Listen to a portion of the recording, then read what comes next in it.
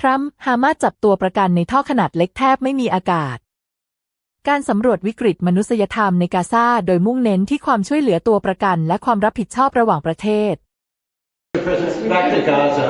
You talk about Hamas stealing food and stealing aid.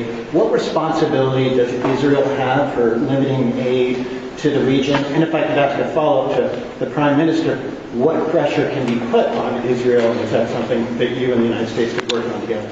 Israel has a lot of responsibility. They're hampered by the fact that you still have 20 hostages or so.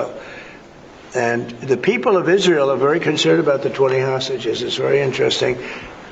You could say they could be more concerned about retribution than the 20 hostages, but they really want the 20 hostages to survive and live to make it. You know, many of the hostages came to my office in the Oval Office, and I was amazed by, I would ask them the question, was there any sign of love? Was there any sign of, when you were a hostage and you have all of these people from Hamas around you, sometimes hundreds, sometimes 10, sometimes 2, but you're a hostage and you're being stored in a pipe. It's not even really, a cave, or it's a pipe, a little pipe. And some said they didn't think they were going to make it because they were losing air. There wasn't enough air, and they'd open up the pipe just in time, but they didn't do it on purpose. They just happened to open it. They got lucky. But I said, did they ever wink at you and say, like, don't worry, you're going to be okay? Did they ever give you some extra food, even if it was a piece of bread? Did they ever give you anything during that time? And some were there for 400 or 500 days now, right? It's a long time, a year and a half, more than that. And not one person said there was any love from anybody. You know, in other words, you have hundreds of people, and you see it in the movies where somebody's a prisoner and somebody's helping. You even see it with Germany, where people would be let into a house and live in an attic in secret. You know, you'd see signs of stuff. I said, did you see anything like, did they wink at you? Did they say, don't worry, you're going to be okay? I ask that question all the time. I've never received one answer that said, yeah, they really wanted to help. No, the hatred is just incredible. But certainly access to food issue. What more can Israel do? And the Prime Minister as well. Well, I think Israel can do a lot. I will say that Iran, I think, interjected themselves in this last negotiation. Can you imagine the beating they took? We wiped out their nuclear possibilities. They can start again. If they do, we'll wipe it out faster than you can wave your finger at it. We'll have to do that. We will do that gladly, openly and gladly. They've been saying, Iran's been sending out bad signals, I'll tell you. For a country that just got wiped out, they've been sending very bad signals, very nasty signals.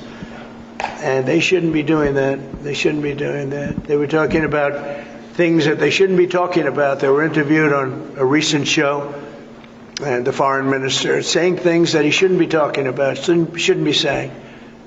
And I think they got involved in this negotiation, telling Hamas and giving Hamas signals and orders, and that's not good. That's not good. I would say, look, we need to get the hostages out. They've been held for a very, very long time, and we must always start from there.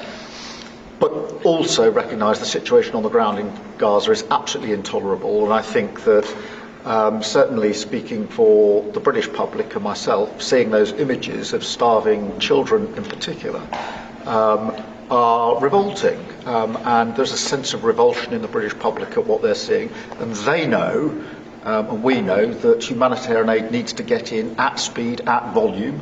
Yes, some can be airdropped, and we're working with others, with the US, with Jordan on that, but the trucks need to get in, because that's the only way you can get the volume in. And we do thank the President for the work he's done to try to get to a ceasefire, which we desperately need, but also to put aid in to the region. There needs to be much more of that. We need to galvanise other countries in support of getting that aid in. And yes, that does involve putting pressure on Israel, because it absolutely is a humanitarian catastrophe now. We also need to look beyond that situation to what then happens in the event of a ceasefire, which is desperately needed. And that's why I'm really pleased that we're having a discussion about what a peace plan would look like after that, the component parts of that.